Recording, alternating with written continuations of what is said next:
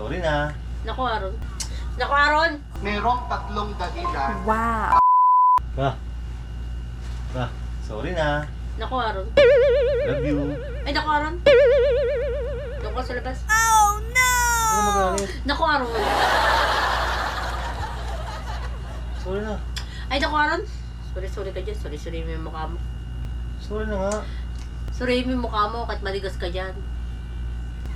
Naku, Aaron! Akala mo, dadandaan mo ako sa ganyan-ganyan. Pa na?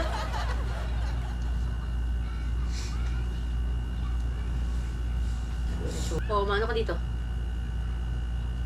Merong tatlong problema. Merong tatlong dahilan. Wow. Bakit naghihiwalay ang mag-asawa.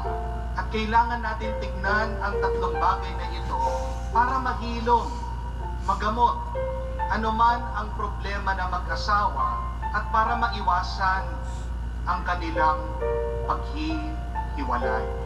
Una, maraming naghihiwalay dahil hindi sila nag-uusap.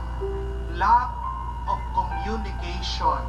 Yan yung madalas na problema. Mas nauuna pa ang sigawan. Mas nauuna pa ang tampuhan. Mas nauuna pa ang galit kesa sa pag-uusap Patayin mo at na. pagkakaintindihan. Patayin mo na yung TV. Meron po akong exercise sa inyo. Bati na tayo. Ha? Patayin mo na yung TV. Bati na tayo. Talaga? Oo. Love you.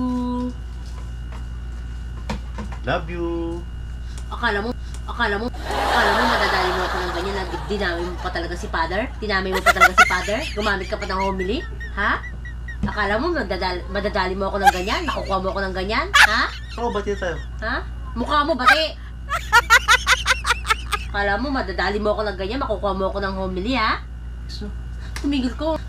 Ha? Lumabas ka dito! Lumabas ka! Lalo ko magagal sa'yo pag yung TV nila nabagsak mo. Sinami mo pa talaga si Father. Pag nabagsak mo yung TV niyan. Kala mo, ha?